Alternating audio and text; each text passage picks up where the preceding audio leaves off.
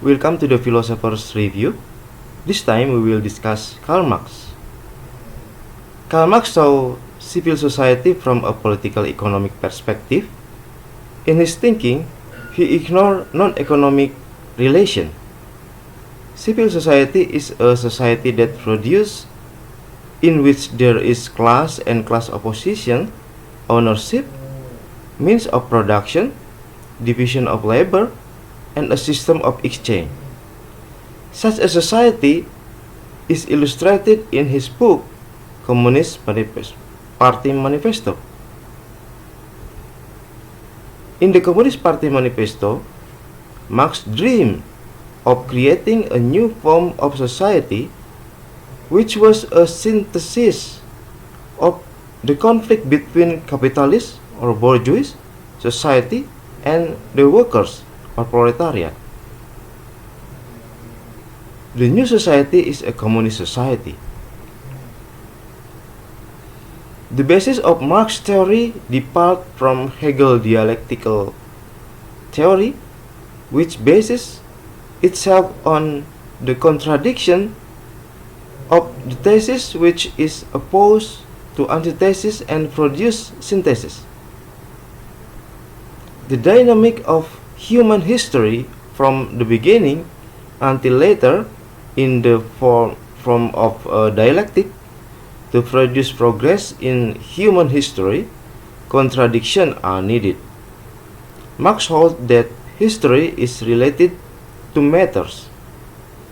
Marx called history like the historical materialism.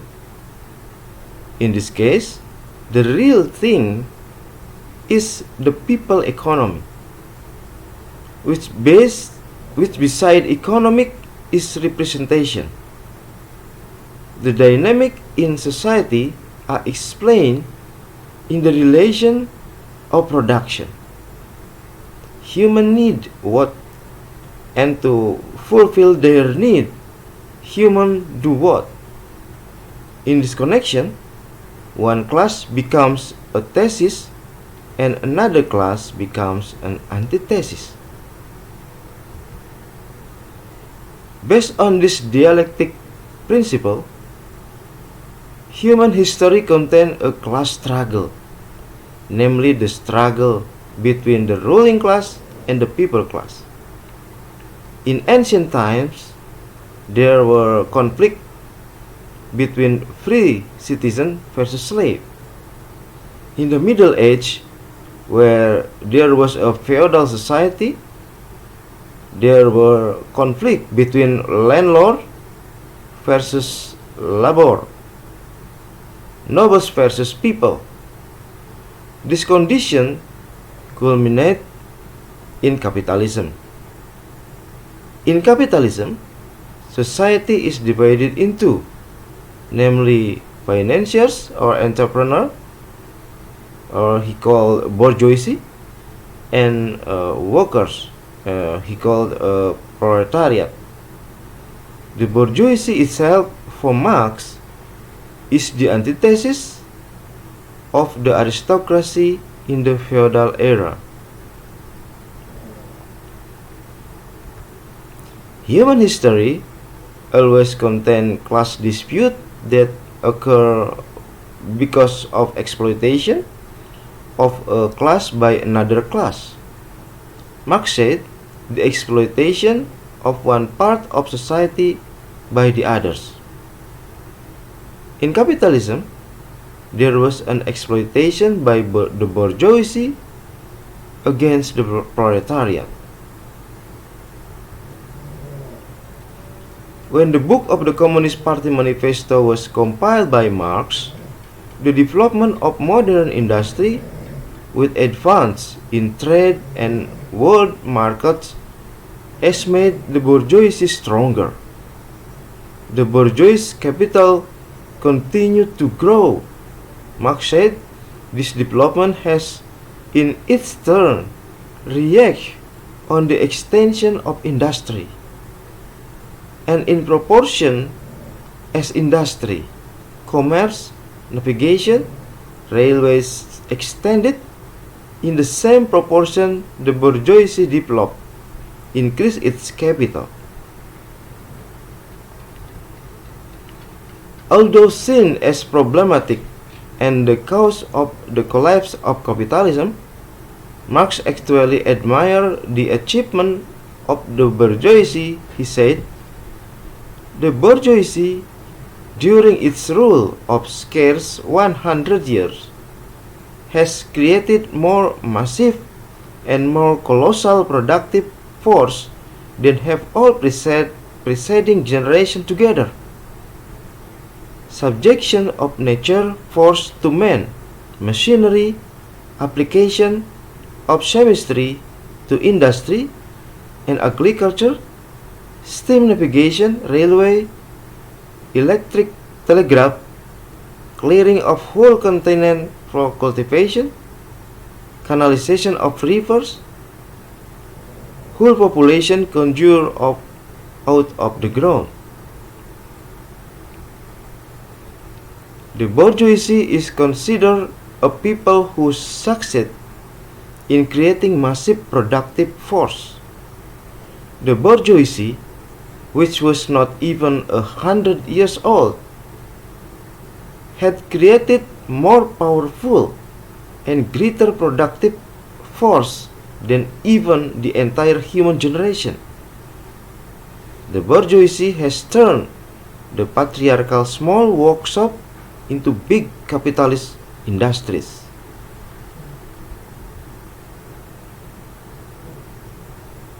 The bourgeoisie changed the pattern of production and the distribution of industrial product, that is, capital, goods, and goods produced were no longer local. Many industries whose capital goods are imported from countries far away.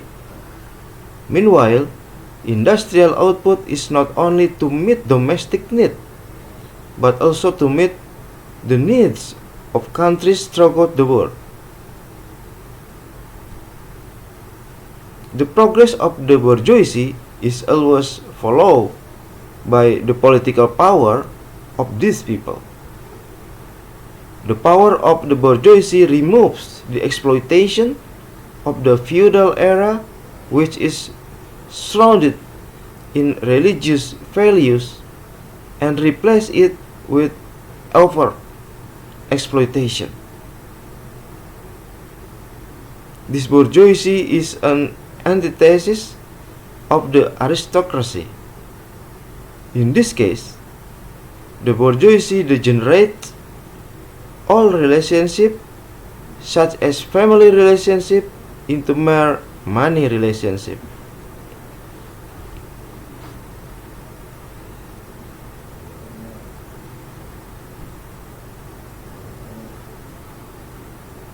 The bourgeoisie, said Marx, ended all feudal, patriarchal relationship and replaced them with relationship based on self-interest in the form of cash payment. They seem to fight the aristocracy with its various feudal relations. The bourgeoisie eliminates feudalism. The state has finally become a tool of the bourgeoisie to perpetuate the oppression of exploitation. The exploitation of the bourgeoisie against the modern workers, or the so-called proletariat, is like obtaining a guarantee of its continued existence in the state.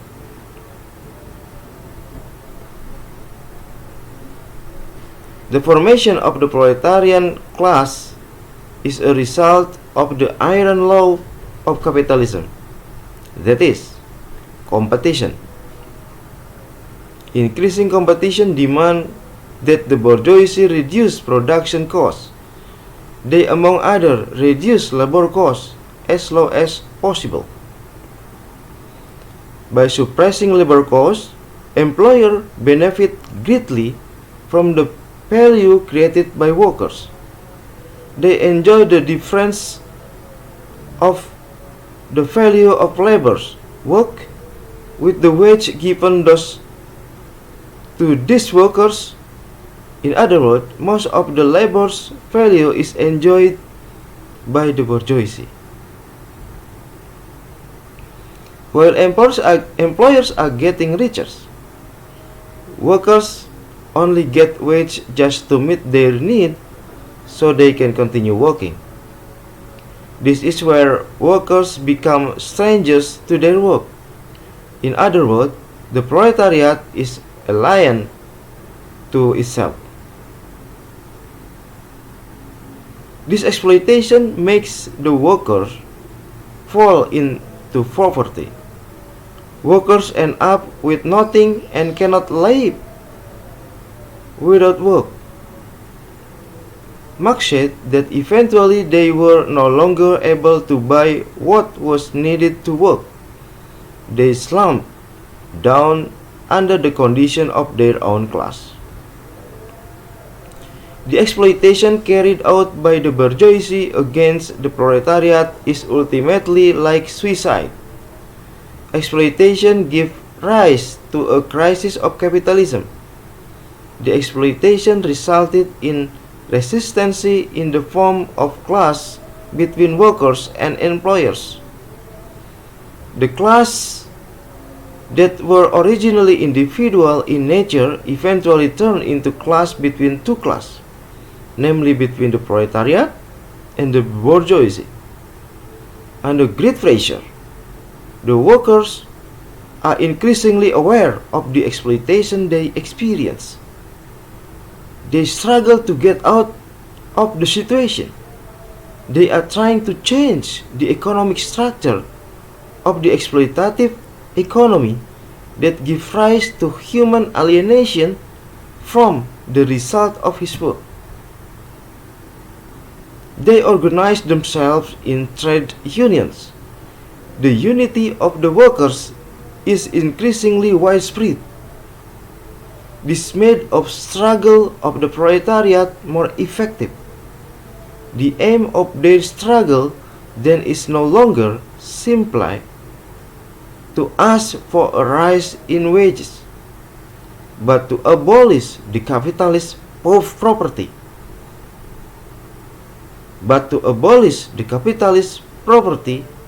In the means of production. In the introduction to the Russian edition of 1882, Marx said that the aim of the Communist Manifesto was to proclaim that the property of the modern bourgeoisie must not be lost. The aim of the struggle itself is to win the proletariat. Marx said, the first step in the revolution by the working class is to raise the proletariat to the position of ruling class to win the battle of democracy. Capitalism eventually gives birth to a class that would destroy itself.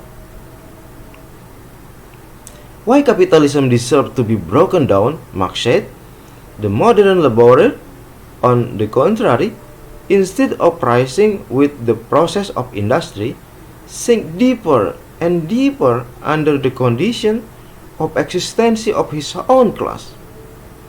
He becomes a pauper, and pauperism develops more rapidly than population and wealth. And here it becomes evident that the bourgeoisie is unfit any longer to be the ruling class in society. The increasingly impoverished labor condition gave rise to the reason capitalism had to be torn down. Capitalism doesn't deserve to be a ruler because it is unable to provide a decent living for the class under its control. This is where the crisis arises. The resistance of the workers due to extreme suffering due to oppressed pattern of relation. His condition has reached the condition that the workers could no longer be reconciled with the bourgeoisie. The bourgeoisie has dug its own grave. From the crisis of capitalism came socialism, starting with the taking over the means of production by the proletariat. This oppressed people seized all the capital owned by the bourgeoisie. With this step came the organized proletariat as the ruling class. The first step of the organized proletariat is to reform the right of production. Eventually, a communist society emerged. In this communist society, class antagonism will disappear. In other words, in a communist society, there is a classless society. In communist society applies from every person according to his ability, for every person according to their needs. There are at least two important lessons from Marx's thinking regarding the change of society toward this classless society. First, the existential struggle. Second, creating a free society. Initial condition challenged by new reality, new condition emerge. Condition in which the community is divided into two, bourgeois and proletarian. There is a conflict where the proletariat is opposed by the bourgeoisie. A new condition emerges from the resistance of the proletariat, a new social image, a classless society. His thesis is a bourgeois society. The antithesis is the form of resistance carried out by the oppressed, namely the proletariat, resulting in the synthesis of a classless society. For Marx, the proletariat is a driver of change. The struggle of the workers is a struggle to be free from threat to their existence. The workers struggle to be able to maintain the existence of a bourgeois destruction. In the other hand, it can be said that the bourgeoisie has lost its legitimacy to remain in power. The exploitation that was perpetuated continually gave rise to the attitude that the power of the bourgeoisie, full of exploitation, must be eliminated. The bourgeois proletarian conflict is not an economic conflict, where economic conflict can be resolved by consensus, by bargaining. This class struggle is a political conflict, that is, a conflict to maintain existence. In other words, the battle is an existential battle. His struggle is worth life or death. The aim of all this existential struggle is to create a free society, a society where there is no longer oppression by one class to another class. To achieve this goal, it is necessary to create facilities or modalities in the form of equal social structure, fair political order, and classless society. Meanwhile, in order to achieve this goal, political action such as an organized proletariat that strive to become a ruling class, the elimination of exploitative social structure, and finally, the elimination of class conflict. Finally, the greatness of Marx's thought is to raise social problems, the exploitation of one class by another class.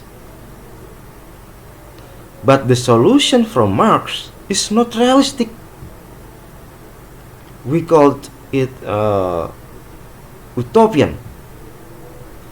The expropriation of the means of production by the proletariat is not possible. That's our discussion this time. which is about the core thinking of a political economic philosopher, Karl Marx. If you feel the benefit of this discussion, don't forget to like and subscribe. Thank you.